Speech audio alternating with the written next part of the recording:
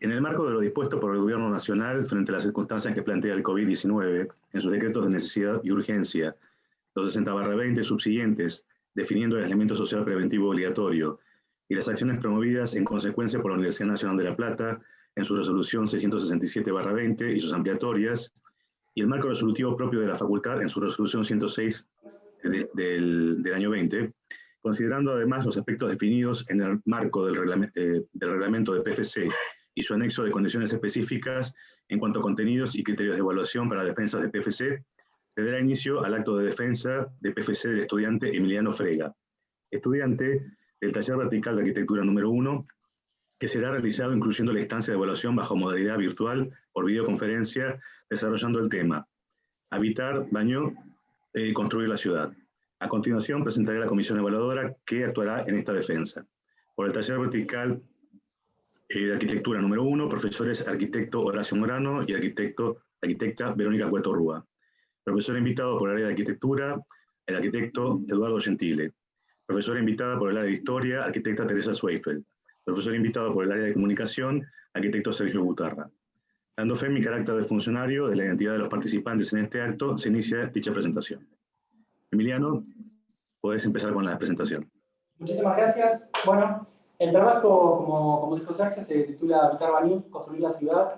Fue confeccionado en el marco de, bueno, como dijeron recién, el marco de un intercambio entre la École Nacional Superior de Arquitectura París-Belleville y la Universidad Nacional de La Plata, la Facultad de Arquitectura y Urbanismo.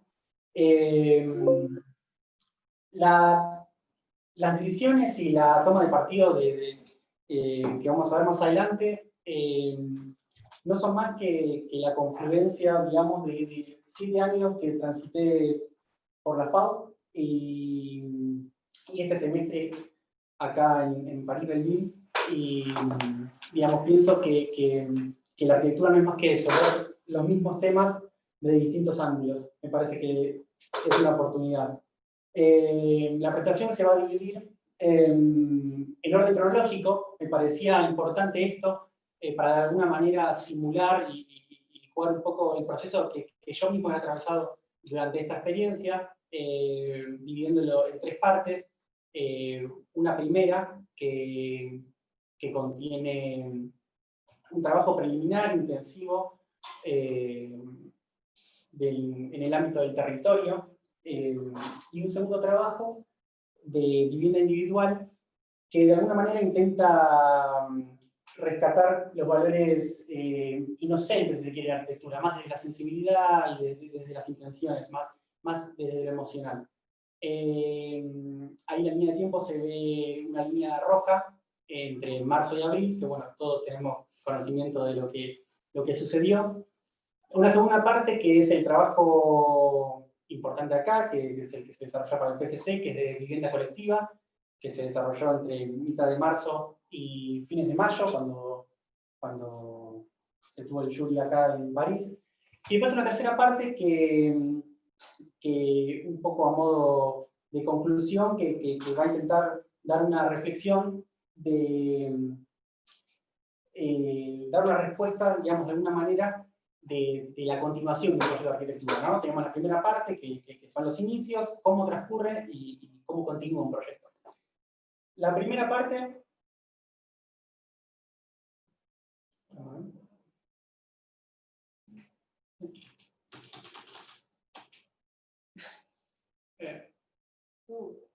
Bueno, mil disculpas. La primera parte, quería empezar la presentación con algo que fue, digamos, el primer replanteo que me surgió al empezar el intercambio, que es repensar el tema de las escalas. Yo vine a París pensando que intervenir acá era intervenir ahí donde se ve en la pantalla, la historia de todos sabemos, el Caracol, el París Intramuros, etc. Pero en realidad intervenimos aquí, en el Gran París. ¿Y por qué no acá, en la región de la Ile-de-France? Esto me parecía importante remarcar, digamos, en tiempos donde el paradigma de la arquitectura va mutando, ¿no? Y lo que va junto a los límites que van que son difusos, que son abstractos, que ya no hay límites físicos, me parecía importante empezar de esta manera para replantear para pensar un poco hasta dónde llega un proyecto de arquitectura, cuál es la lupa que yo debo hacer, que debo utilizar.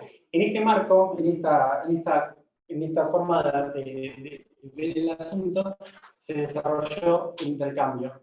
3 trabajos, como nombraba antes, ambos en la periferia de París, ahí se ve el mapa. El primero en el extremo norte de París, en la Plaine de Saint-Denis, y los otros 2 trabajos en la comuna de Bagneux, que es la que da título al presente trabajo. Vamos a empezar por el primero rápidamente. Bueno, un poco el objetivo del trabajo era un trabajo intensivo de desarrollar en una semana, la primera semana que arribamos. Era un trabajo de movilidad sumado a un replanteo de carácter más urbano y de repensar el territorio. Al final de la semana, el día viernes, iba a haber un pequeño jurado, y bueno, y ahí hay una foto porque ahí se puede ver lo intensivo que fue realmente, eran más de 10 horas por día, era bastante intensivo, ¿no? La visita al sitio, esto fue el primer shock que tuve.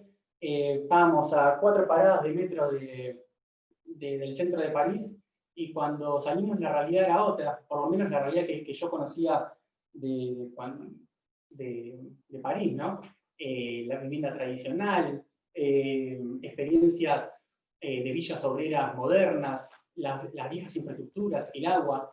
Por otro lado, los grandes conjuntos, ¿no? Esta es la cité de Frank Moissan, con una densidad altísima. Asimismo, los nuevos equipamientos, como el Estadio de Francia para el 98, las nuevas infraestructuras como la autopista, el bajo autopista, la carencia del espacio público, ahí se ven en las veredas, los programas que uno cuando viene a los grandes centros, uno no encuentra, como dónde alquilar maquinarias de la construcción, o también había empresas agrícolas. Y bueno, en esa mezcla que nos encontramos, obviamente pudiendo aportar humildemente de lo poco que podíamos aportar, porque fue un trabajo en grupo y realmente al principio la comunicación fue muy difícil.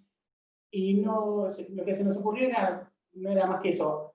Vimos un collage, y bueno, hacer un collage, dar un collage. Esto ellos lo denominaban como una carta sensible, que un poco, bueno, demuestra ese pastiche histórico y programático que habíamos transitado. Es curioso la situación, particularmente de Saint-Denis, porque es una comuna perteneciente a lo que se ha denominado como la periferia roja, más que un conjunto de comunas que en los años 20, bueno, fueron conquistadas por partidos de índole comunista y fueron gestando un modelo de gestión redistributivo, social, y bueno, en los años 80, con la gran desindustrialización, recordemos que por lo general estas comunas periféricas del centro son espacios exutorios, digamos, de las actividades que no tienen lugar dentro de la ciudad capital. El segundo trabajo, en la primera parte aún, cuando entramos al estudio de arquitectura, tuvimos el placer de conocer a esta persona, nuestro profesor, el titular Pascal Jean Bardelot, que quizás es lo más importante de la experiencia en París-Belleville. Para nosotros fue una persona que nos marcó, y creo que va a contar más adelante más en profundidad, pero realmente lo quería poner porque una persona increíble. Bueno, el segundo trabajo, como les contaba antes, era una vivienda, no había un programa determinado, no había un usuario, solo había un sitio digamos, elegido de manera pedagógica para compartir con los demás alumnos. Y la primera clase, luego de presentarnos, etc., la consigna era buscar 4 conceptos y traerlos para la clase que viene, junto a referentes, digamos. Obviamente eso lo entendimos después de ver cómo todo el mundo anotaba en el cuaderno durante 2 horas y nosotros mirando el techo, porque realmente era muy difícil entender. Y bueno, eso fue. La verdad que hicimos un esfuerzo por intentar descontracturarnos un poco e intentar quitar de esas pequeñas maquetitas conceptuales que él pedía, quitar la arquitectura, ¿no? Quitarlo, digamos, lo que estamos acostumbrados a poner, la escala, los elementos, etc. Entonces surgían estos conceptos: el vacío como articulador del espacio, la intensidad de las relaciones, organizar en torno a los elementos de arquitectura y en búsqueda de ambientes. Bueno, unos referentes, nos seducía la idea de poder poner referentes latinoamericanos, junto a una recomendación que nos dio el profesor de un libro de un antropólogo norteamericano, titulado La dimensión oculta, en el que trata un poco diferentes proximidades que se dan en torno a las culturas en relación al espacio urbano y el espacio colectivo. Bueno, se intentó de alguna manera utilizarlo como material de proyecto junto a los conceptos que mostré antes, y hacer una reflexión en base, digamos, en contraposición de la casa tradicional, la vivienda que yo planteaba, ¿no? Digamos, de qué manera se puede cambiar el juego de esa distancia, la distancia íntima, social y pública, que era lo que planteaba en el libro aquel, de qué manera eso se puede dar vuelta y empezar a tener otras relaciones con la ciudad, con la calle, con el interior de la vivienda, etc. Bueno, ahí se ve que la planta, intenciones de la porosidad, cómo traer la dimensión social, la dimensión pública de la calle, la dimensión social de la vivienda. Ahí se ve el vacío articulador. Lo paso rápido porque... bueno, y hasta llegar, esto fue en 4 clases, hasta llegar a un desarrollo constructivo, en el cual ahí es donde Pascal, el profesor, se empezó a mostrar, digamos, cómo iba a ser a partir, o sea, cómo iba a ser en adelante. Él tiene una conciencia muy estricta en cuanto a lo constructivo, pero lo constructivo en relación al habitar, cómo frenar los rayos del verano, qué pasa en el invierno, cómo aislamos, cómo es el encuentro entre los distintos subsistemas de un corte constructivo. Como anécdota, cuando entregamos el proyecto final de este pequeño trabajo, la devolución de él, por ejemplo, fue el encuentro de cómo hacer para que la corredera de una carpintería esté en el piso y no sobresalga para esa continuidad espacial. Al principio a nosotros nos costó entender, pero a lo largo del trabajo, que es el segundo que vamos a mostrar, el principal, lo voy a mostrar, perdón, fuimos entendiendo a qué era lo que él iba. Bueno, el trabajo de vivienda colectiva, que como había dicho antes, ahora estoy un poco más tranquilo, se desarrolló en la comuna de Bañú, igual que el trabajo de vivienda individual. Me parecía importante empezar a relevar, a entender la historia de Bañú un poco, para entender el porqué digamos, entender el sistema construido y entender el porqué de las cosas, cuáles fueron los mecanismos que produjeron que sea de determinada forma. Y separo esta pequeña historia en 3 estadios. El primero, ahí se ve el mapa de la comuna. El primero se ve marcado en rojo cuál fue la primera conformación, el centro antiguo, ese pequeño burgo, ¿no? En torno a la iglesia, de características agrícolas en general, con casas de cultivadores y viñedos, y en la periferia casonas de veraneo de notables parisinos. Ahí se ve un cuadro de las canteras en Bagneux, era un principal productor de yeso y de piedra calcárea para la construcción parisina. Ahí se ve la foto de un recolector de champiñones bajo la superficie. Luego del agotamiento de las canteras, Baní desarrolló una importante actividad económica en base a la producción de ladrillos, ya que contaba con arcillas. Un segundo periodo de Baní, que transcurre desde el fin del siglo XIX hasta más o menos los años 30, 1930. Ahí se ve la conformación, cómo el desarrollo se da en torno a ciertos sectores, digamos, que no han sido disuadidos por la presencia de canteras subterráneas, por lo que contaba antes. Y me parece importante mostrar estas dos cuestiones que un poco hablan del atraso, del porqué del atraso de la comuna respecto a otras comunas aledañas.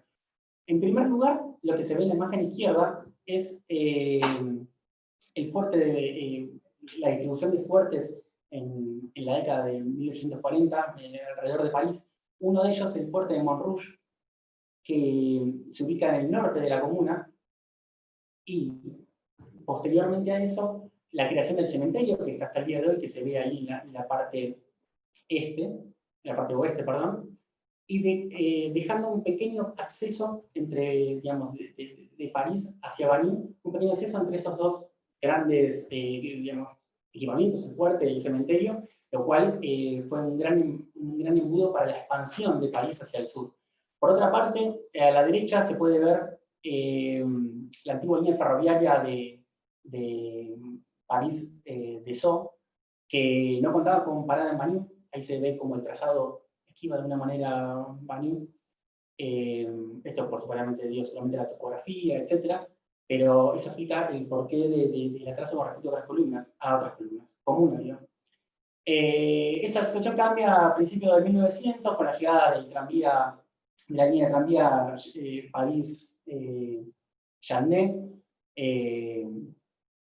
incluso que servía toda la ruta de Orleans, que es el extremo este de la comuna. Sus paradas incluso son servidas por el bus. Hoy, si queremos ir en la misma ruta, o la ruta ferroviaria París-Arpajón a la derecha.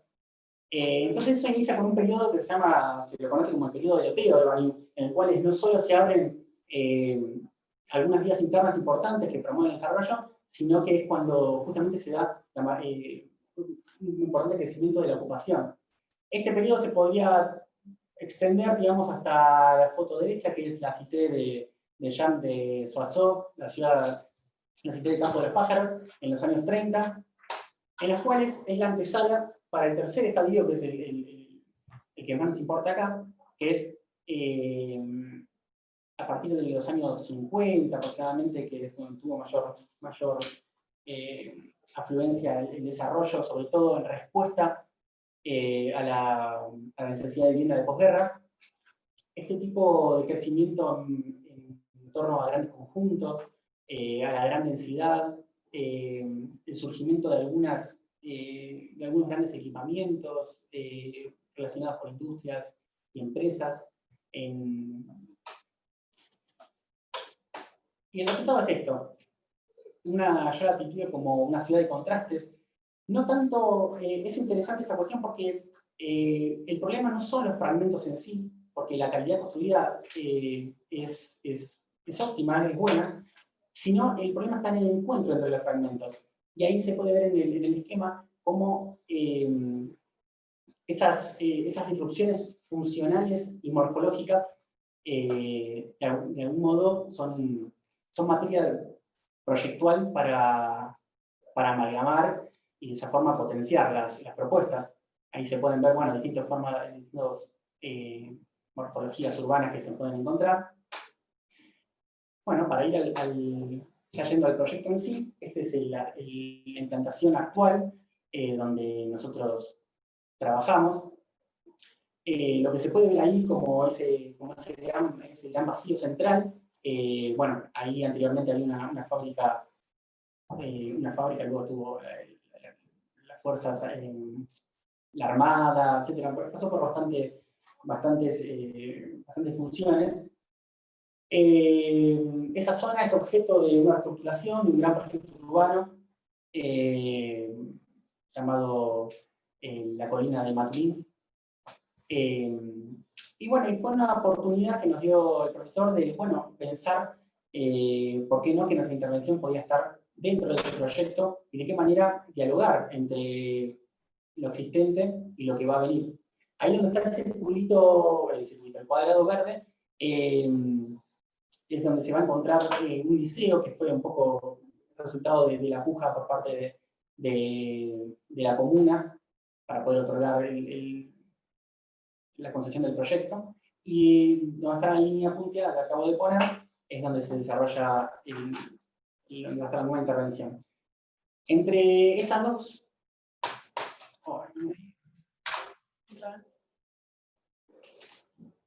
Perdón.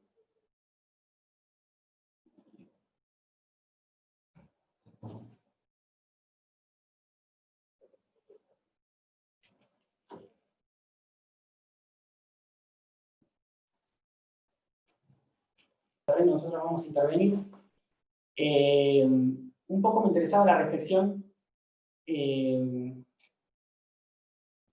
Sí, de alguna manera, de qué manera poder, como decía antes, amalgamar lo existente y lo porvenir, digamos. Y me parecía que el proyecto debía de alguna manera hacer una reflexión en base a las barras que se encuentran acá en el norte, de qué manera se podía implantar el proyecto para potenciarlo. Entonces ahí es donde salen reflexiones sobre la cuestión del urbano, bueno, empezar a relevar las alturas, cuáles son las líneas fuertes que a preservar o no, a potenciar. Por otra parte, lo arquitectónico, en contraposiciones bueno, cuáles son las falencias de estos conjuntos mayoritariamente de los años 50, 60, y cuáles son las intenciones que yo voy a proponer. Por ejemplo, la falta de la escala humana, que se puede ver la barra suelta en el verde, y contra mi propuesta que bueno, es un poco este gradiente de espacios en escala, las jerarquías espaciales de los espacios, la porosidad del paisaje, y después reflexiones en base al edilicio. Bueno, esto desde ya, de qué manera aportar desde el edilicio al patrimonio existente de las barras actuales, bueno, el confort hidrotérmico desde ya, de qué manera se pueden abrir los espacios comunes y poder integrarlos a la nueva propuesta, etc.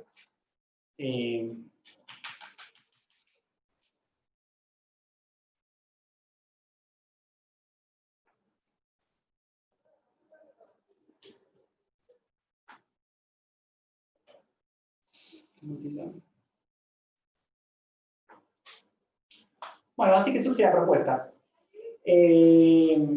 Como primera decisión, bueno, ¿dónde implantarme? Ahí tomo una de las barras, que se puede ver en verde, tomo una de las barras que estaban existentes al norte. Lo que está a la izquierda de mi proyecto es la escuela que les comentaba, que surge como puja por parte de la comuna. Y yo lo que hago es, de alguna manera, conformar un espacio central, una plaza, de alguna manera otorgar una suerte de corazón de manzana, ¿no? Que en un punto le dé ese gradiente de espacialidad que hoy en día es carente. De esa manera también otorgar dos grandes ejes perpendiculares, distintos al eje viario que se va a crear, ahí que se ve en naranja, y después otorgar porosidad, ¿no?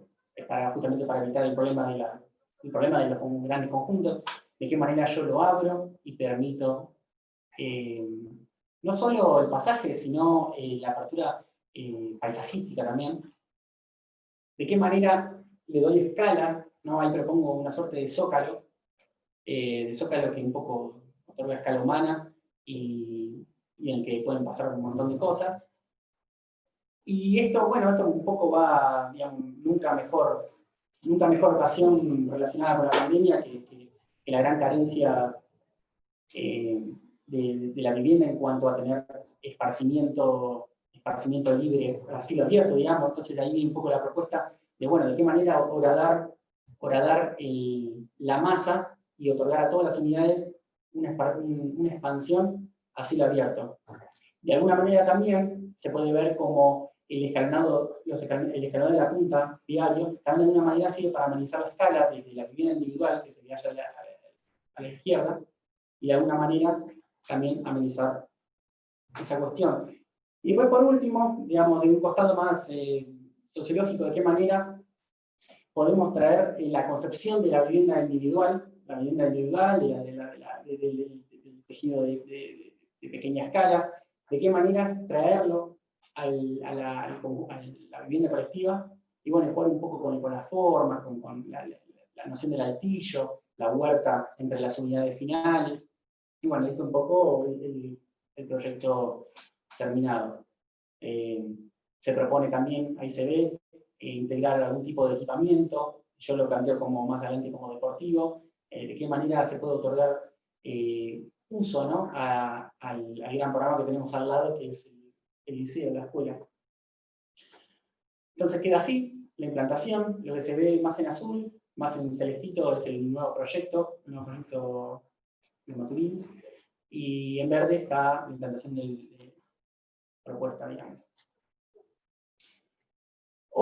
Rápidamente, otro punto que se planteaba era, bueno, esto de qué manera se puede dar una respuesta al binomio que muchas veces parece irreconciliable entre el habitar y el producir, entre el hábitat y el empleo, y en base a unos datos estadísticos del diagnóstico urbano de la comuna, se propone de alguna manera crear una tipología que vincule la ciudad con la producción, o sea, la ciudad con la vivienda como eje de la producción.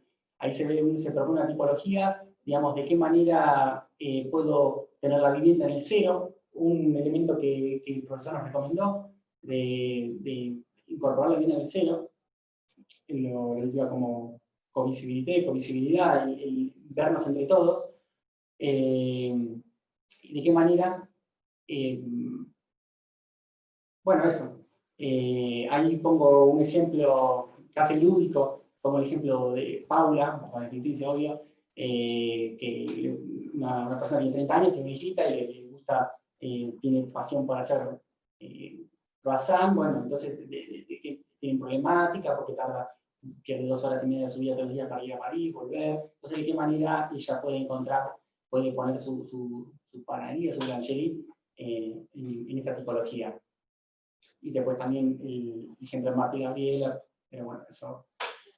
El último punto, digamos, la última búsqueda que se da es en base a la tipología, a experimentar acerca de la tipología, qué es lo que puede dar. Se proponen un módulo abstracto de 12,25 metros cuadrados, 3,5 por 3,5 metros, y lo que se intentó un poco era pensar al revés la vivienda.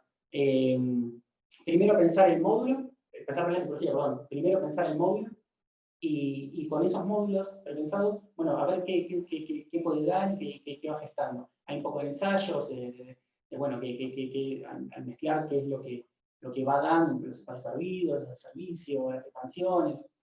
Y lo que se ve a la derecha es fundamental para la propuesta, porque es de qué manera se puede conseguir esto que hablamos, esto del escalonado, del horadado de la masa para poder otorgar expansiones, etc. Se ve en una columna roja, digamos, la racionalidad constructiva en torno al apilamiento de servicios. Se ve de qué manera la tipología va girando y eso va dando expansiones y va cambiando su conformación. Tenemos el programa entonces, bueno, el programa la superficie mayoritaria obviamente es para la vivienda. Tenemos el centro deportivo, que era el equipamiento que les contaba antes, que está en el centro de la manzana. Tenemos tipologías de co-living, de coworking, las vitrinas productivas, que era la tipología que les contaba antes de Paula, de la boulangerie, de la conciliación entre el hábitat y el empleo. Y, bueno, el espacio para las bicicletas, que eso es importante por reglamento. Bueno, acá un poco cómo se forma el programa, se puede ver claramente que en la unión de estas dos caras, en el ángulo de la L, digamos, están las tipologías que son de hidrógeno colectiva, y bueno, ahí se ve cómo se va achicando a medida que se va levantando en planta. Perdón, bien, dos grandes núcleos en los dos ejes. Y bueno, lo que da un poco es esto.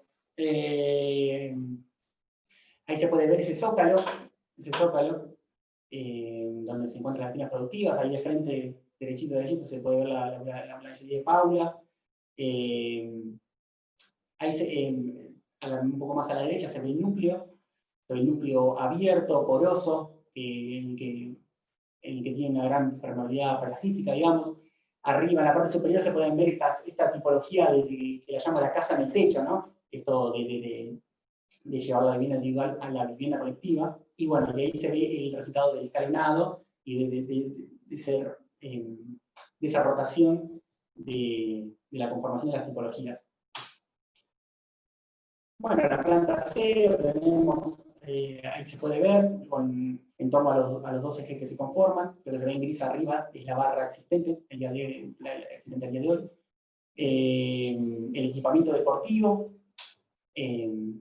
otorgado más a uso propio de la vivienda y del liceo, mutuo. El corazón de manzana, el verde. Las vitrinas productivas, ahí se puede ver de qué manera confluir un local con una vivienda, aprovechando el recurso del dúplex, los espacios más privativos, del cero, el espacio para guardar las bicicletas.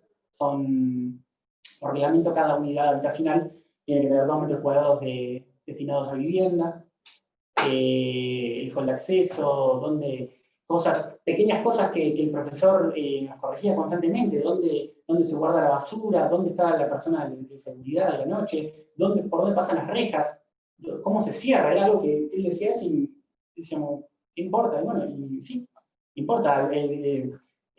Cosas que son propias del uso de la vivienda. Bueno, las plantas siguientes, esa es la planta de entrepiso, la primera. La segunda es ya cuando empieza después del zócalo, la primera después del zócalo, donde se encuentran las tipologías mucho más pequeñas, que ocupan solo un módulo, que son estudios individuales, ya más adelante vamos a ver. Sigue subiendo, ahí se puede ver cómo van cambiando las expansiones, cómo de esta grilla se van sustrayendo módulos tanto para vacío como para expansión, los dos núcleos. Acá se puede ver las últimas dos plantas, estas casas de los techos, como les contaba, en dúplex también, con una tipología más del tillo, más tradicional. El corte general, ahí se puede ver la permeabilidad en la esquina, el equipamiento que se le otorga al liceo, a la escuela, el corazón de manzana, el eje lateral, un corte transversal, bueno, el corazón de manzana también. Acá se puede ver la imagen viva de cómo es ese centro, qué es lo que pasa, cómo confluyen las tipologías, cómo confluye la vivienda, digamos, con el comercio. Eso para el lado externo del corazón, digamos, para el lado de la calle. La zapatería, ahí arriba se puede ver cómo cruza un espacio colectivo donde están los lavaderos, guarderías, eso fue una puja con el profesor, digamos, cómo hacer esa abertura, cómo sostener los pisos, cómo sostener la carga de arriba. Bueno, fue una puja, finalmente se le ocurrió a Lila la idea del título. Puso una vía Bienden, de madera también. Y bueno, y a él le interesaba, ¿cómo se ve eso de abajo? Él lo llamaba la sexta fachada. Bueno, esta, la planchería de Paula, la vereda, la vivienda, la gente, el equipamiento de la esquina, ahí se ve el lugar para depositar las bicicletas, el bar, cómo es este equipamiento muy simple, en modo de quincho, quizás con la luz, los chicos de la escuela, Corazón de Manzana, como es con lluvia, un poco más de la tardecita. Bueno, acá las tipologías, esta es la tipología que les contaba, de la que llamo vitrina productiva, con vivienda. Al norte se encuentra el Corazón de Manzana y al sur la calle, se puede ver cómo se articula el local con la vivienda. Ahí está Paula con su boulangerie, sería hacia la calle. Esto sería al revés, hacia el Corazón de Manzana, la parte de la vivienda en doble altura. Esto era un gusto de ver cómo se veía de noche, cómo se pueden prefabricar la circulación de los dúplex. Después la tipología, esta tipología que permite rotar y que va cambiando su conformación dependiendo de la posición en la que está. Se puede ver así, esa es la expansión, el núcleo, la doble orientación, el espacio que va de punta de extremo a extremo de la tipología, una tipología más pequeña de estudio, pensando en el liceo, en la escuela, en gente que viene de otras latitudes ahí se puede ver como es un espacio único, con el núcleo. El dúplex, esta es la casa en el techo que les contaba, que es más de altillo. Ahí se puede ver la planta baja del dúplex con la doble altura. Ahí se ve la forma del techo, esto que evoca de alguna manera, coquetea un poco con la vivienda tradicional. Esto del altillo, el altillo con un poco la luz. Tipologías que son más del orden de lo colectivo, el coworking, por ejemplo, de qué manera esa esquina me sirve para incorporar programas que requieren más espacio, cómo se ve eso. Bueno, el sistema constructivo se utilizó para para lo que, bueno, en realidad esto surge un poco en reflexión ya desde el primer trabajo de vivienda individual, en lo que les contaba antes, de utilizar la madera. La verdad que fue algo que me sorprendió mucho, sobre todo las virtudes tanto hidrotérmicas como medioambientales, esto de recuperar el carbono, etc. Me pareció que era un material, creo que es un material que falta experimentar y que tiene mucho futuro por delante. Y en este contexto me pareció interesante, después de haber descubierto el tablero de madera contrachapada, el CLT, utilizarlo. Se utiliza entonces para lo que es el zócalo, este zócalo urbano y los núcleos de circulación por cuestiones más técnicas,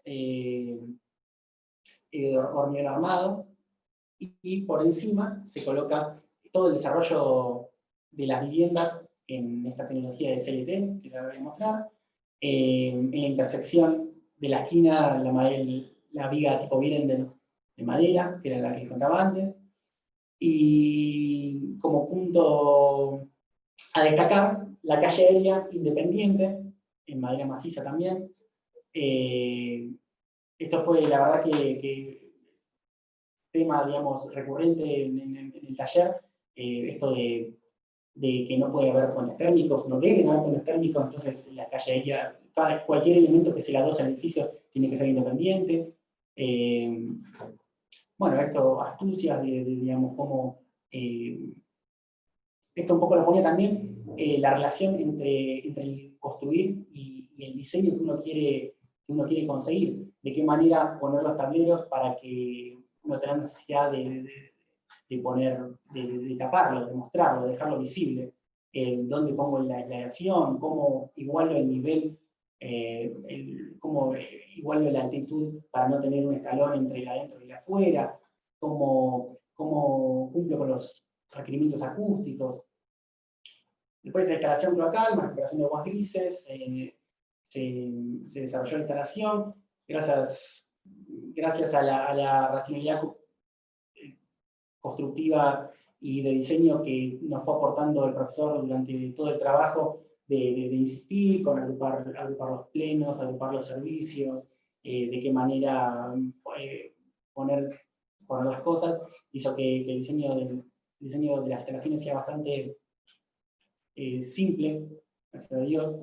Y bueno, y como plus, de qué manera en este contexto en donde los recursos son agotables, y etcétera, de qué manera plantear un sistema de recuperación de los afluentes para ser reutilizados.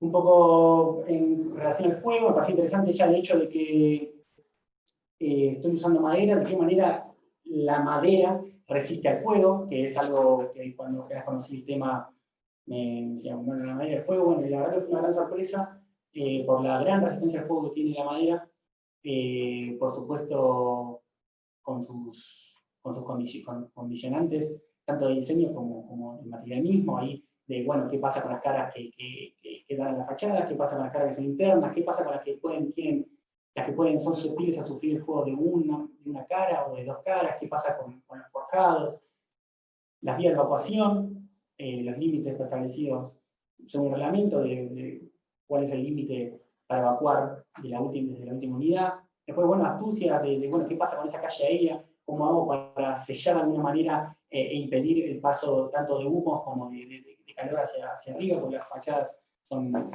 es un punto perjudicial para esto. Bueno, los detalles constructivos, algo que corregía el profesor todas las clases, dónde van las barreras, dónde va la aislación, por dónde pasa la correa de las carpinterías, constantemente. La verdad que por eso lo ponía. Ahí se ve el encuentro de cómo se apoya esta calle aérea en el edificio, la evacuación de aguas. En el segundo se puede ver esto de la continuidad, de cómo yo suplemento el nivel para hacerlo accesible, para que no haya escalones, etc.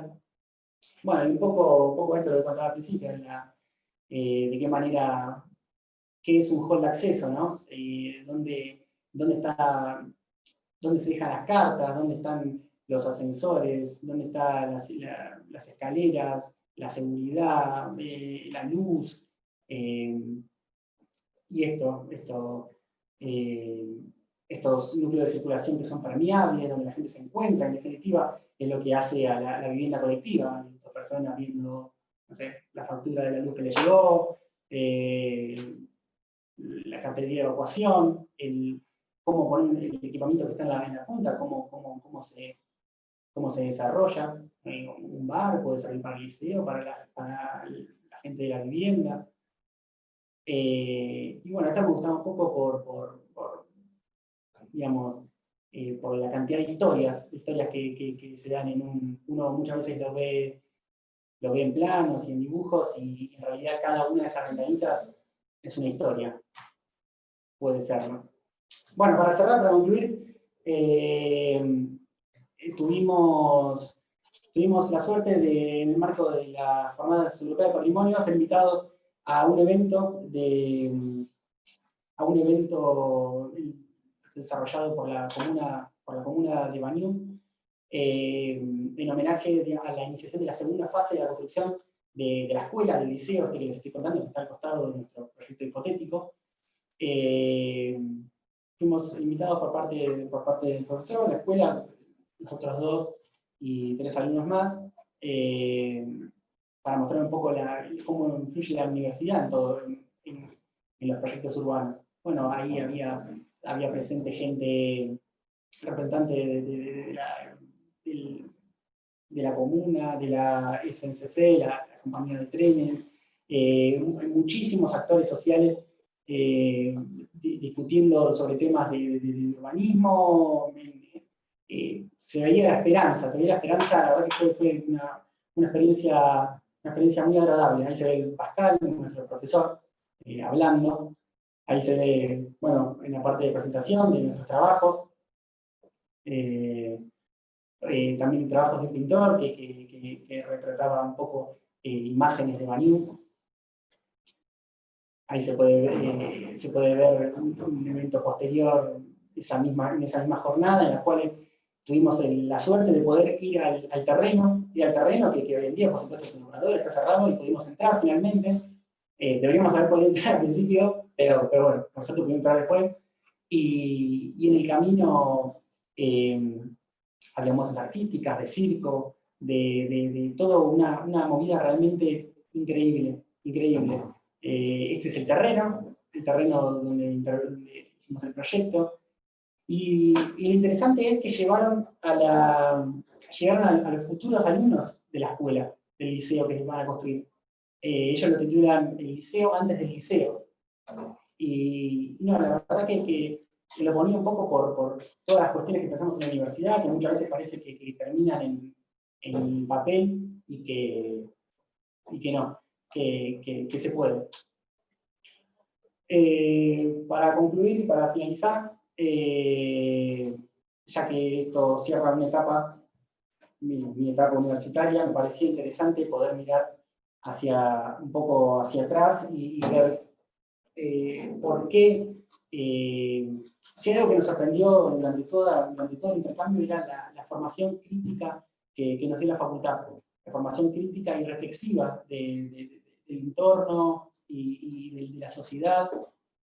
Entonces se me ocurrió que más allá de las palabras que yo podía decir, se me ocurrió poner todos los trabajos de arquitectura, algunos del ámbito de la teoría también, cosas que hicimos en la cruzada, ponerlas en un programa de generación de tendencias, que te pone las palabras que son, digamos, más importantes, y el resultado fue este. Por supuesto, después de sacar artículos, etc. El resultado fue este: programas, palabras como programas, ciudad, urbano, público, social, equipamiento, entorno.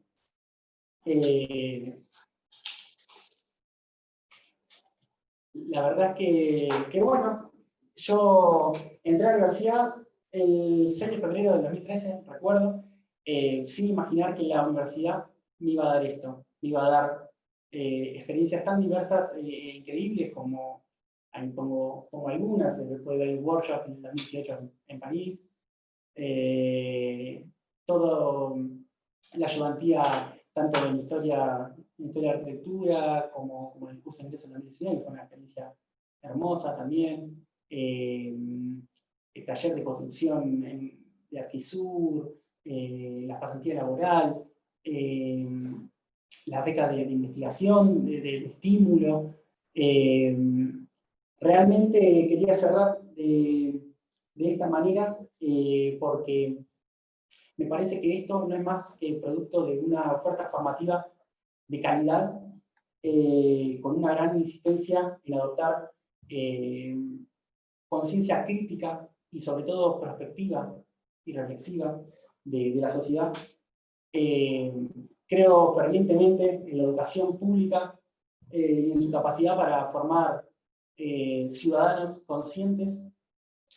Creo que ser universitario te da oportunidades de sobra, lo sé y lo disfruto todos los días, pero no solo te da oportunidades, sino también te da compromiso con el 96% de la población argentina, que hace posible que yo haya estudiado en una universidad no arancelada, pública, sin haberla transitado. Compromiso con esa gente, compromiso con la sociedad, y bueno, gracias, quiero agradecer a todos los docentes que me he cruzado, toda la gente de la universidad que ha hecho que todos los días esté más de acuerdo en elegir esta carrera. Lo quiero nombrar para no olvidarme, pero bueno, la gente del ámbito de historia, Agus, Flor, Bir, Ro, Paula, los primeros docentes que tuve, Hugo, Arabella, muchos. No me quiero olvidar de nadie. Quiero agradecer públicamente a Simón, que demostró una gran generosidad desde el minuto cero, durante la pandemia, durante la verdad que es una excelente persona y consiguió que cuando pensaba que mi formación se terminaba a fines de mayo, consiguió que no sea así y que aprenda todos los días un poco más. Agradezco al taller, a Verónica y Horacio, que no sé cuándo ni de qué manera tuvieron esta idea loca de invitarnos acá, pero que les agradezco profundamente, son unas personas con una gran dosis de humildad y la humildad de los grandes. Bueno, a la gente acá, del Team Enya, Lucas, Sofi, Samir, que me están haciendo de los guantes.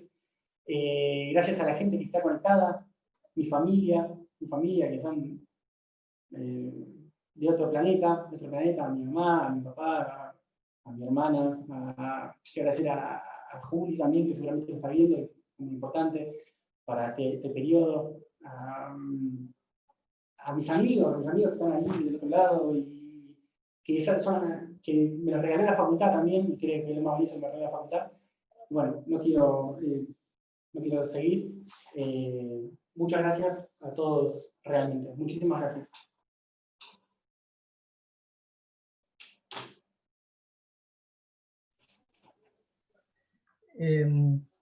Emiliano, no, también nosotros te damos las gracias por la excelente exposición y porque en cierta manera todo el esfuerzo que hacemos como docentes, tanto nosotros acá en La Plata como ustedes allá en París, si no tenemos también la réplica, las respuestas por el lado de los estudiantes, tampoco tendría sentido. O sea, el proceso de producción de conocimiento se completa en este momento, cuando todas las ideas que uno trata de plasmar, que son teóricas, encuentran su entendimiento y su producción. Así que también gracias a vos. Antes de pasarle la palabra a los profesores invitados y también a Simón, te diría que hay un concepto que seguramente nosotros lo empezamos a inculcar desde el primer día en el taller, que es entender eso, que la arquitectura es esa relación entre la actividad y el ámbito, y vos lo marcaste de manera muy clara. No había una sola imagen donde vos no imaginabas al habitante produciendo una situación en ese lugar. Y esa es la arquitectura. La arquitectura no es el espacio solo, es el espacio y la actividad, es un lugar. De la misma manera, el barrio, como vos explicaste, para nosotros también es eso, es la unidad de vida, la unidad de espacio. Por eso la preocupación de retener actividades productivas en la región, en el barrio. Así que me alegro que lo que nosotros en el taller vertical te hayamos inculcado desde el primer año, lo hayas continuado y que hayas encontrado en París profesores como Simón, profesores como Pascal, que hayan entendido en una línea teórica lo que se entiende por arquitectura. La arquitectura tiene que servir a la gente, tiene que mejorar la calidad de vida de la gente, tiene que ser un servidor social del arquitecto. Cierro con estas palabras de Moisés Ginsburg, ese arquitecto ruso que cuando estableció esa primer tipología, que tiene mucho esto del narcofin, de ese edificio de interés social con la calle aérea, decía, me imagino al arquitecto como un sociólogo que entiende de construcción. Doy la palabra a Eduardo, ¿puede ser? Sí, Eduardo. Bien, Horacio, gracias. Bueno, ante todo, digamos, lo felicito a Emiliano, lo conozco de hace ya unos cuantos años, primero como estudiante y luego como auxiliar docente en el taller de historia, justamente en el año que me desempeño. Y bueno, digamos, sin que esto sea una aproximación histórica que le corresponde a Teresa, no quería dejar de destacar que tiene, a mi gusto, el proyecto una cualidad que es muy francesa, ¿no? En cierta medida, que es el eclecticismo, ¿no? O sea, La palabra eclecticismo sabemos que fue acuñada por Victor Poussin en 1830, en un libro que se llama Sobre lo verdadero, lo bello y lo bueno, y digamos, luego se aplicó al campo del proyecto arquitectónico. Digamos, los teóricos del movimiento moderno la abominaron ese término, y justamente, digamos, nunca entendiendo demasiado bien lo que significaba el eclecticismo, ¿no? Yo creo que hay un autor francés que Simón seguramente lo ha tratado personalmente, que es Jean-Pierre Pron, que ya hace unos cuantos años vino reivindicando los valores políticos, ideológicos y no solo puramente estéticos del eclecticismo, ¿no? Como una arquitectura que representó justamente los valores de esta generación, digamos, que hizo la Revolución de Julio de 1830, ¿no? Contra la monarquía restaurada, ¿no?, de Carlos X. Y justamente en este eclecticismo se jugaba, digamos, los valores de la República, ¿no? Aunque, bueno, todavía se había de hecho mantenido un monarca, no Luis Felipe, pero era una monarquía republicana. Y en cierta forma, esta cuestión de tolerancia, de apertura, de inclusión, ¿no? Yo creo que fue en cierta medida destruida por la visión que ahora, bueno, se la ha vinculado al fascismo, de Le Corbusier, básicamente con la machine habitée. Es una cuestión que evidentemente Michel Foucault ha obviamente puesto en crisis, esta noción, digamos, ¿no? Y digamos, una preferencia por lo heterotópico, ¿no?, lo heteróclito, aquello que es lo opuesto a esta visión maquinista, ¿no? Y en cierta forma, digamos, en la película Mi tío, Mon oncle, creo que sintetiza esos dos puntos de vista, ¿no? Entre justamente la casa heteróclita, ¿no?, del tío, y la casa, digamos, de la familia, que era justamente una machine habitée perfecta, ¿no?, al borde del inhumano, ¿no? Entonces, cuando yo miraba este proyecto, realmente, y él lo confrontaba con los grandes ensembles y con el tipo de... Y también lo vinculaba a las arquitecturas populares y un poco al mundo que está ajeno a estos grandes ensembles, ¿no? Yo pensaba realmente que el proyecto tiene ahí un anclaje, y yo no sé si él fue consciente, aunque en realidad creo que en los méritos del eclecticismo fuimos nosotros desde el taller de historia, particularmente en el nivel 2, y ahí están de oyentes, vi que están los docentes que fueron docentes de él, Virginia y Rosana, confirman que evidentemente hemos hablado del eclecticismo en los términos muy distintos a los que obviamente muchos otros hablan, ¿no?, como un concepto pervertido, ¿no? Y creo que el proyecto tiene ese mérito, ¿no? Realmente, en esta especie de aparente falta de síntesis, porque debo decir que el primer día que recibí el proyecto, la verdad me choqueó, de una manera un poco como, a ver, bueno, ¿cómo lo interpreto, no? Efectivamente, digamos, tampoco era necesariamente una suerte como de bricolage a la manera de Frank Gehry, sobre todo en su casa de Santa Mónica, me refiero, ¿no?, en el proyecto inicial, que lo hizo famoso, en el sentido que hay como una especie de juxtaposición un tanto frenética de cosas, ¿no? Aunque después el proyecto tiene toda una lógica, podríamos decir así, productiva, ¿no? Pero al principio cuando uno lo ve, como que le hace ruido, ¿no? Dicho, digamos, en términos muy simples. Y después empecé a entender que ese ruido tal vez es esta idea que tuvo que ver un poco con el conocimiento de un sitio que, como él decía, no es el París haussmanniano, digamos, ¿no? Es todo lo contrario, ¿no?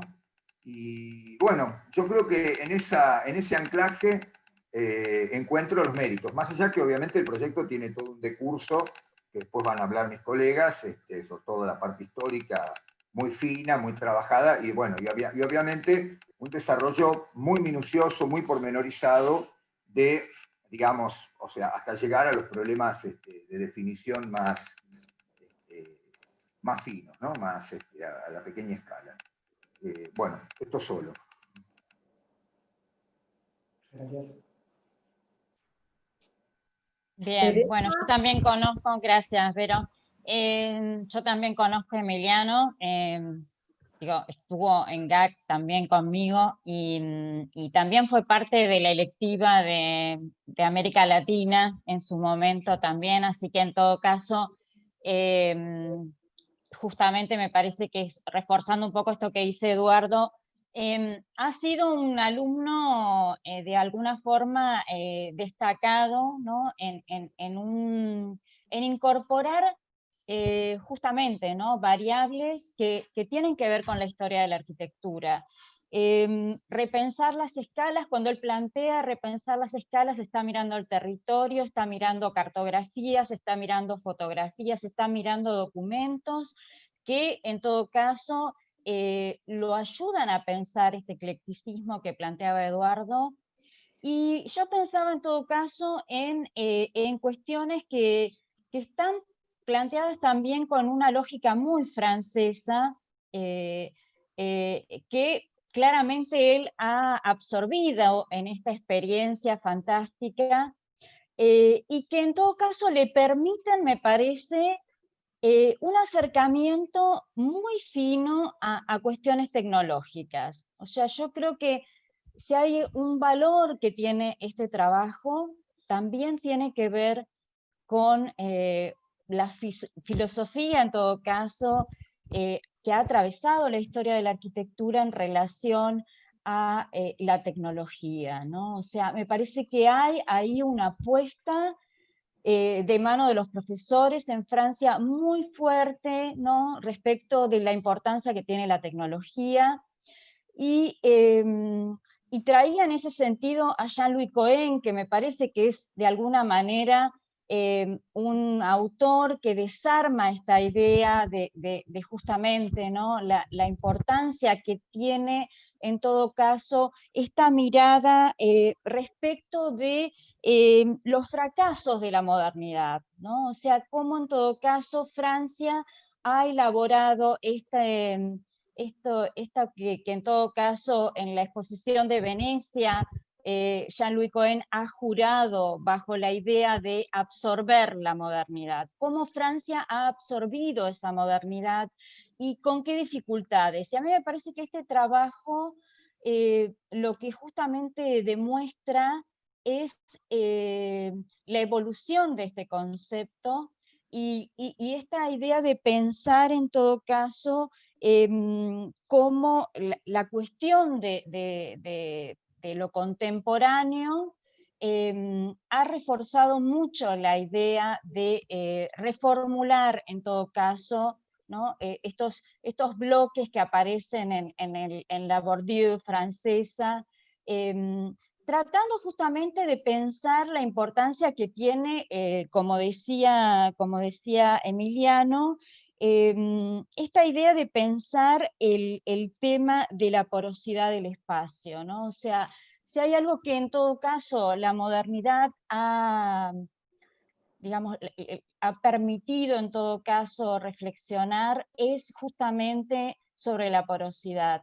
Y creo en ese sentido que este proyecto asume la idea de la transparencia como una cuestión absolutamente contemporánea, ¿no? Yo tengo a mis vecinos a los cuales veo permanentemente, ya no hay más cortinas, la transparencia es parte de nuestra vida, y no nos molesta, y no nos perturba, y entonces cuando Emiliano planteaba esto, que también lo trabaja Colomina respecto de la transparencia, pienso que digo, este espacio vidriera de los habitantes de este complejo, me parece que estamos desarmando cuestiones que ya son parte en todo caso de esta nueva naturaleza, de esta nueva modernidad en todo caso, que hemos ido en todo caso absorbiendo y decodificando de una manera, me parece, ¿no? Interesante al menos. Celebro este eclecticismo planteado también por Eduardo y que en todo caso nos devuelve la importancia que tiene justamente el conocimiento del canon en arquitectura, la cuestión de la decodificación de la arquitectura francesa, la importancia de la tecnología y en todo caso la formación que en este caso ha permitido que Emiliano se termine de formar en un espacio de calidad y absorbiendo una cantidad enorme de cuestiones que me parece que en todo caso deberemos plantearnos como parte claramente de nuevas aproximaciones que deberemos tener curricularmente. Yo creo que la importancia de los tecnólogos, la importancia de la tecnología en arquitectura es sumamente importante y yo felicito a Emiliano también en ese aspecto, en haber resuelto este proyecto de una manera impecable. Felicitaciones, Emiliano. Muchas gracias.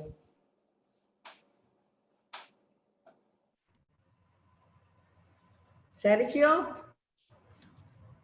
Sí. Emiliano, felicitaciones por la exposición. Me parece, quería reflexionar primero sobre la importancia de los intercambios, ¿no? Esta posibilidad de ver otras realidades y encontrar que no somos tan distintos a otros, ¿no? Acá desde América Latina, el problema de la conurbación, del crecimiento de la ciudad, de cómo resolver estos espacios que se van renovando todo el tiempo y hay que tomar decisiones para poder construir un hábitat mejor para la comunidad. A mí, yo me voy a centrar en la lectura e interpretación, un poco lo que trabajamos en el área de comunicación, básicamente en el taller de comunicación. Me parece muy interesante que hay detrás de todo tu discurso claramente una ideología, que es entender a la arquitectura no como un objeto, sino como un espacio, como un lugar habitado, pensado para las personas. Y eso me pareció que es un aporte importante y que también es algo que desarrollamos desde la facultad. Y creo que estamos en sintonía con lo que plantean desde la Escuela de Francia. Estas lecturas, por un lado espaciales, que vos haces del territorio, ¿no? Desde entender a París no como te habías imaginado como el centro de París, sino como un área mucho mayor, un territorio donde suceden una serie de complejidades, pero por otro lado tuviste que pasar a la escala del barrio, que es donde habita la gente y donde se percibe como lugar, se percibe como habitante de un lugar. Entonces, en función de esa otra escala, hiciste una serie de lecturas espaciales, la tradición, la historia, la cultura, desde lo fenomenológico y desde lo espacial, los espacios vacíos y los llenos en edificios de distintas épocas, y a partir de eso construiste una teoría sobre cómo generar el objeto arquitectónico, y eso también me pareció interesante, ¿no? Pudiste leer las arquitecturas presentes, pudiste identificar los problemas que generaban, pudiste también identificar las virtudes, y en eso yo creo que aparece alguna cuestión, hasta diría pragmática, en la elección de distintos elementos que configuran después la forma, ¿no? Este eclecticismo que plantearon antes, me parece que tiene que ver como respuesta a distintos aspectos que vos fuiste identificando, por ejemplo, la porosidad frente a los elementos, a las placas tan contundentes y que no permitían una escala humana, y aparece esta cuestión de la porosidad como elemento de referencia, como principio generador de la forma. Elegiste, por ejemplo, las cubiertas inclinadas porque era un dato de identidad del lugar, entonces aparece la cubierta inclinada. Digamos, no son decisiones solamente espaciales, sino que también se van mezclando cuestiones de identidad, de tradición, de cultura, de historia, y en esto también está incluido, desde el punto de vista fenomenológico, las cuestiones económicas y productivas, porque tienen que ver con el habitar, tienen que ver con la calidad de vida de la gente. Vos mencionabas en tu texto que habías identificado que muchos de estos, cuando hacías los relatos de las personas que habitarían esto, que algunos de ellos tenían que viajar 2 horas para acceder a un trabajo hasta París y volver, y son 4 horas de día, de pérdida de horas del día en transporte. Y tu propuesta incorpora la producción para permitir que la gente pudiera habitar, producir, vivir en mejor calidad. Por otro lado, la pieza arquitectónica se inserta con el objetivo de integrar al resto de los elementos. No es una pieza articuladora. Y articula desde distintos lugares. Desde el punto de vista urbano, es una pieza que reordena el territorio, inclusive plantea un paseo, un recorrido hacia adentro y hacia afuera, y esto también permite que vos generes estos usos y funciones dentro de la propuesta arquitectónica de espacios productivos vinculados con la vereda, hacia afuera, hacia la calle, y hacia adentro, hacia el pasaje. Después, otro aspecto que me pareció interesante es esta noción de generar un sistema que permita, un primer sistema que permita el apilamiento y la organización interna del edificio, de las células en particular, que tiene su riesgo, ¿no? Al tener una estructura geométrica tan rígida, 3,5 por 3,5, también me fuerza a tomar algunas decisiones. Pero finalmente a vos también te sirve eso para poder mover, ¿no? Esa rigidez de la estructura geométrica también te permite flexibilidad en correr algunas partes y poder desmaterializar, que es uno de los principios generadores de la forma del objeto. Eso me pareció interesante. Por otro lado, esto también genera problemas que son adaptaciones a determinadas células que cuando uno las ve en detalle, por ahí tienen algunas cuestiones forzadas, pero son parte de decisiones del sistema mayor. Por otra parte, en el cero aparecían decisiones, el tener la placa que se curva o que se quiebra, genera una esquina que tiene sus problemas. Tal vez me hubiese parecido más interesante no hacer la perforación justo en la esquina, porque genera una serie de problemas formales y geométricos que fuerzan a la resolución de las tipologías, aunque vos inteligentemente ubicaste determinados usos, por ejemplo los coworkings, que son espacios grandes, para poder absorber esa cuestión. Pero el calibre de los espacios intermedios sigue teniendo alguna cuestión para mejorar, porque me parece que son muy interesantes como lugar, ¿no? En el cero y en los accesos a las tipologías más arriba.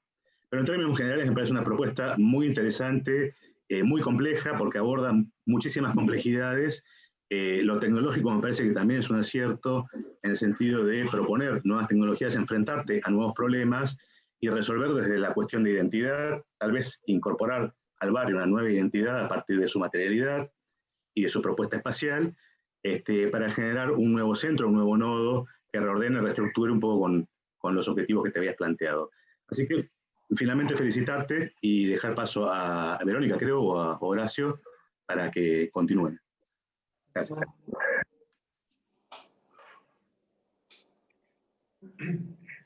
Nosotros queríamos escucharlo a Simón.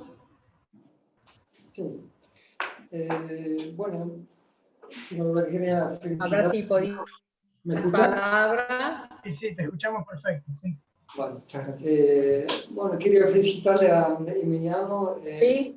Es un gran día para él hoy. Para mí también es un gran día porque es la tercera vez que tengo el placer de asistir a una crítica final.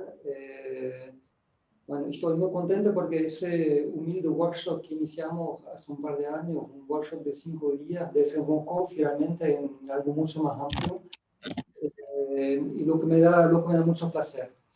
Al respecto del trabajo de Emiliano, yo quería subrayar, digamos, el rigor metodológico que tuvo para elaborar el trabajo. Yo creo que el trabajo, incluso la pequeña carpeta que nos dio, restituye muy bien digamos, el camino de su proyecto.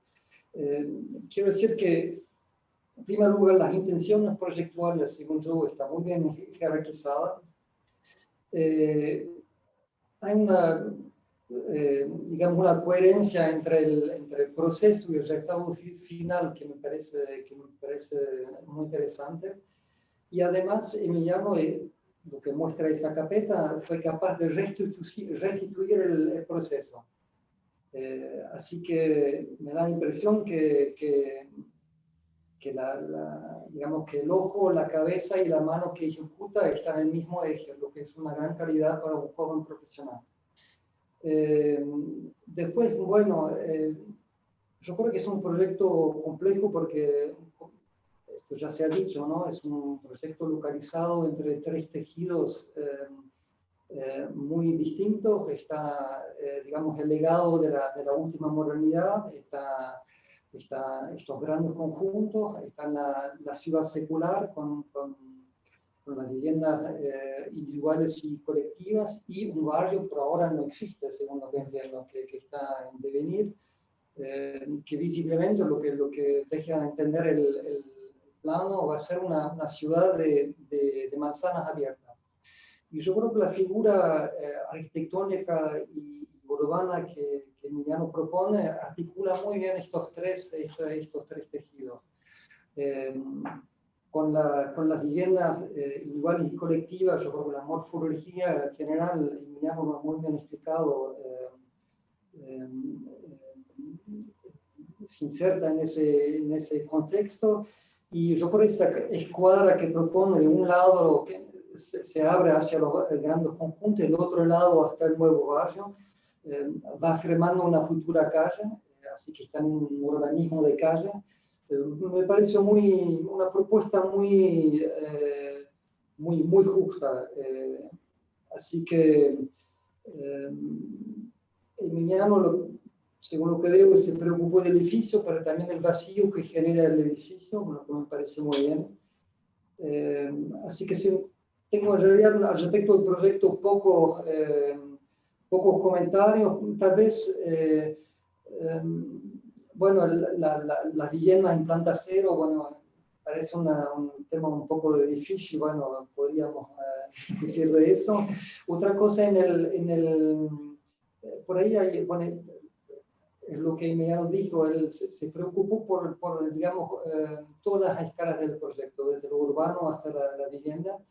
Y hay tal vez una cosa que me hubiera interesado saber más, son estas pasarelas aéreas que no figuran finalmente, no están desarrollados en tus documentos, pero que son, digamos, es un lugar, yo creo que en toda esta declinación de escala es un espacio importante, tan importante como la vivienda o el espacio colectivo, así que eso me hubiera interesado saber un poco más de eso, pero después no, me parece un trabajo interesante. Después un detalle,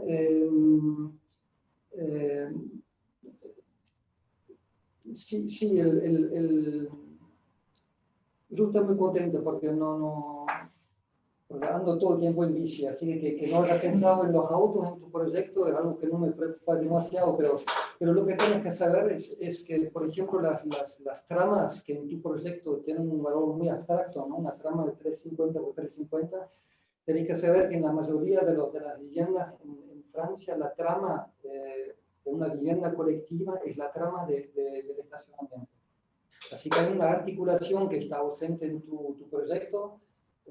Bueno, no es un problema porque también el estacionamiento, también podríamos decir que el estacionamiento es colectivo a la escala del barrio, cosa que existen hoy, pero por ahí es un parámetro que, bueno, que tal vez podrías haberlo integrado.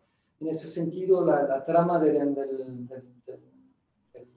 de las viviendas es efectivamente un poco abstracta, pero al mismo tiempo me gustó mucho cómo la trama que finalmente genera las tipologías, finalmente también es como ¿cómo puedo decir eso?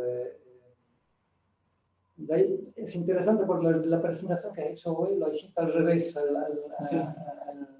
comparándolo con la carpeta. Pero está muy bien, porque lo que digo es que de un punto él trabajó en el proyecto desde un punto de vista tipo morfológico, pero también morfotipológico, para decirlo así. Así que como siempre hubo esta dialéctica entre estos dos procesos, y me gustó mucho eso porque era muy evidente en el trabajo. Bueno, ¿qué más puedo decir? Que yo Emiliano lo conozco no como estudiante, bueno, hicimos el workshop juntos, lo conozco más bien como joven profesional porque está trabajando en el estudio desde hace un par de meses. Y Emiliano concluyó con el compromiso que tiene con este oficio. Y yo desde mi punto de vista lo compruebo porque lo veo todos los días y veo con qué compromiso se está desenvolviendo como joven profesional. Así que bueno, quería concluir en esto. Muchas gracias. Gracias, Simón. Emiliano, nosotros nos vamos a... Bueno, muchas gracias. nuestro Zoom. Bueno, yo también. Nosotros... Ah, mira, qué interesante. Son laboratorios. Espera que ahí...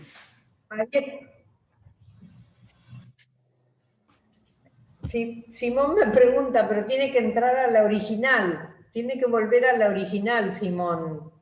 Emi. Pero... O que vaya ahí, claro, que vaya a la sala. Acá está la original más para ahorrar datos. Que vaya ahí, ¿para qué va a entrar al otro? Que se sume con barbijo. Sí. Está difícil la cosa acá. Ah, sí. Por lo que salió acá, lo que estamos viendo que está complicado. Italia también, Suiza ahora también. Sí, de hecho estamos en cuarentena acá. Pasa que esta vez fue una cuarentena un poco más flexible, se puede trabajar, hay varias cuestiones. Pero estamos... ¿Cómo vieron la cuestión? Hola, Rosana. ¿Qué tal, Verónica? ¿Cómo te va? Emiliano, otra Muy bien. pregunta. Sí. Un año que no nos vemos. Las antiguas canteras de cal, ¿se reciclaron en qué? En conjuntos de vivienda, ¿no? Vi que ahí hay un conjunto que tiene un cierto desnivel. ¿Cómo se reciclaron? No sé, no te sabría decir. Bueno, después averiguame y pasame el dato. Acá en La Plata tenemos un lío bárbaro con las canteras. ¿Qué hacer con las canteras? Pero a mí me parece que por lo que estuve viendo, por ejemplo, ahí hacia el sur, que tenés ese edificio muy lindo, que es una tira que tiene como, no sé, como 500 metros de largo, y que tiene una calle enterrada que pasa, y entras en puente. Para mí esa tira está puesta sobre un desnivel artificial. Ese desnivel no creo sea un desnivel del terreno. Puede ser, puede ser. Ahora que decís eso, la barra esa que vos decís, Esa barra, sí. la barra tiene 398 metros de largo. 400 metros, claro. Eran dos, y se llama la barra, en castellano, la barra de los montículos, se llama. O sea, como Claro. así que puede ser. Puede ser. Claro. Te voy a dar de ver para el hogar, eso, averiguame. Porque acá tenemos lío bárbaro, gente que dice que en las canteras no se puede urbanizar, que en otros países del mundo, pero bueno, yo creo que si no hubieran quedado esos huecos muy grandes en el barrio. Si eso fue canteras y de cal y de ladrillo, no se ven esos vacíos, si hubieran visto los parques. Así que bueno. Bueno, le voy a dar está Simón, estamos todos, le voy a dar la palabra a Verónica para que... Bueno, Emiliano, ante todo, te felicitamos en nombre del taller. Todos estamos felices de compartir este momento con vos.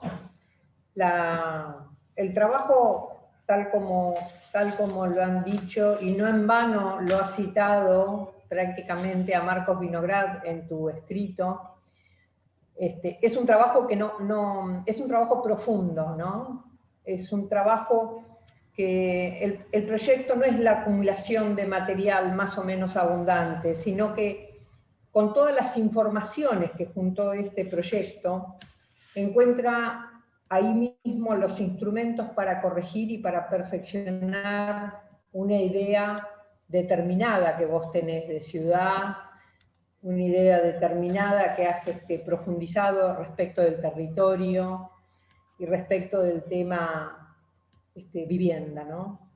Es muy interesante verte girar como el caminante, ¿no? Sobre su torso para ver el camino recorrido. Esa imagen es muy interesante en tu memoria. Yo rescato mucho tu memoria, me parece que ahí no sobran las palabras, ¿no? Y hay conceptos muy claros que están abordados y que están desarrollados en el trabajo. todo lo que te hizo pensar sobre los pasos dados, ¿no? Nosotros hemos evaluado que el trabajo va a tener la máxima calificación, va a ser un 10 sobresaliente. Además, no es ajeno a nosotros valorar las circunstancias en las que llevaste adelante este proyecto. Todos estamos inmersos en un modo de vida totalmente inédito y con muchas más incertezas que certezas, ¿no? Está bien que la certeza no es el destino del hombre, pero tanta incerteza, ¿no?, que viene dada por esta enfermedad, y ustedes ahí recluidos en la Casa Argentina durante bastante tiempo desarrollando este trabajo. También hemos pensado en ustedes dos permanentemente y en estas circunstancias. Por supuesto que el agradecimiento hacia Simón y hacia la escuela y a la disposición es infinita, digamos, ¿no? Porque esto es un trabajo que se construye en equipo, con gente que mira para adelante a pesar de todo. Esperemos que sigan estando bien y que sigan cuidándose. Me gusta cuando te parás a definir el proyecto como partícipe y como artífice. Estás dando un salto cualitativo importante, que va más allá del proyecto, pero sí defiende una postura respecto no solo de la arquitectura ni de la ciudad, sino de tu condición de ser humano. Y eso está valorado profundamente. También queremos agradecer, en nombre de Horacio y mío y del taller en general, la participación de Teresa, de Eduardo y de Sergio, que siempre están dispuestos a estudiar los trabajos y a darnos a sumar su aporte, que calculo que ahora probablemente tengan algunas palabras más para con vos. Me gustó muchísimo dejar de pensar el territorio desde la rigidez que da la administración, también como concepto. Ahí hay abierto un montón de puertas, ¿no?, por las que uno puede ir entrando y saliendo respecto de esta cuestión del conocimiento, ¿no? Y también rescato, y se ve reflejado en el trabajo y en tus primeras intenciones de proyecto, esa noción que la idea no está solamente en la mente, sino que está en el lugar, que la idea termina de conformarla el lugar, porque vos, este proyecto, yo me imaginaba en La Plata, es raro que hubiera ocurrido, es un proyecto que ocurre en ese lugar en particular. Hasta las guardillas parecen parisinas también, ¿no? Parece que es un proyecto que ha tomado lo metodológico que nosotros trabajamos en el taller, que es decir, bueno, hay que mirar el sitio y hay que ver cómo el proyecto le saca partido, hace mejor el sitio, ¿no? Recuerdo cuando Luigi Snozzi vino a darnos un seminario en La Plata que decía que para él, él quería elegir el peor de los lugares para hacer un proyecto, porque ahí el proyecto sentía que se justificaba. Y de alguna manera, yo cuando estudiaba tu trabajo pensaba en eso. Nuestro agradecimiento también con el profesor Pascal, ¿no?, que ha sido también un aporte para el desarrollo de ustedes. Y está bien esto de que la arquitectura convive con el barrio, ¿no?, y crea vínculos por doquier, y de alguna manera es lo que pasó con tu proyecto, por eso es nuestra evaluación. Gracias, Emiliano, muchas gracias por todo este tiempo. No, gracias a ustedes, muchas gracias. Son amables. Le doy la palabra a Teresa, Sergio. Yo una cosita muy cortita para no, que me pareció, ahora con lo que comentabas, Verónica, que este proyecto de alguna manera tiene un sabor muy local, pero al mismo tiempo había sido producido sobre todo una experiencia aprendida en el taller de ustedes, ¿no? Y yo creo que, bueno, que en realidad este intercambio lo que demuestra es que en realidad nosotros no somos arquitectos de un lugarcito, de un paísito. Podemos desplazarnos, ¿no? Y con algunos ajustes podemos estar en cualquier lado, ¿no? Y eso justamente es algo que debemos destacar, ¿no? O sea, este intercambio es fructífero, digamos, rico en posibilidades, porque evidentemente nos estamos formando con una cabeza tanto allá como acá, que podemos intercambiar fácilmente experiencias, ¿no? Es como que un músico puede tocar tanto una raga india como, ¿no? Jazz afroamericano, como lo que sea, ¿no? Sí, a mí me gusta mucho la metáfora esta del músico porque me parece que también eso nos permite rápidamente conectar una disciplina que tiene esta variabilidad y esta posibilidad en todo caso de recursos. También como Verónica felicito al grupo en París que acompañó a Emiliano. Tanto Simón como Pascal me parece que son aportes sumamente sustanciales en su trabajo y en su formación del ya arquitecto. Felicitaciones, Emiliano. Muchas gracias. Muchas gracias. Bueno, para cerrar, me pareció interesante mencionar que esta visión que tenemos en la facultad, pero que también la veo allá, del arquitecto humanista, pero con rigor técnico, está demostrado en tu trabajo. Me parece que es una cualidad muy particular nuestra que nos identifica, pero también recordaba algunas charlas de Aliata sobre nuestros orígenes como facultad y algún origen por allá, por Francia, por el pensamiento y la enseñanza de arquitectura francesa. Así que seguramente algo debemos tener en común porque pensamos bastante similar, pero nos aportamos con las diferencias también. Así que te felicito a vos, el equipo francés y al cuerpo docente de la cátedra que están haciendo un trabajo fantástico. Muchísimas gracias. Gracias por la invitación, además. Sí, igual adhiero a las felicitaciones, perdón que no las hice, sí, adhiero a las felicitaciones. Horacio, ¿querés hacer Sí, bueno, lamentablemente nos despedimos porque tenemos que seguir con Livilla ahora, pero nos quedaremos charlando toda la tarde. Gracias también a vos, Emiliano, porque esto, como decíamos, es un ida y vuelta. Bueno, está bueno habernos visto, así que la seguimos ahora dentro de un rato y nos seguimos en contacto. Salimos, y bueno, felicitaciones al flamante arquitecto. Y volvemos a entrar. Y volvemos a entrar, y vamos ahora. Muchas gracias. Seguramente otra excelente exposición. Muchas gracias, muchas gracias. Bueno. Es un agradecimiento. Gracias, Emiliano. Dale. Bastantes docentes del taller que Ahí la tenés. son increíbles. Leo, Julián.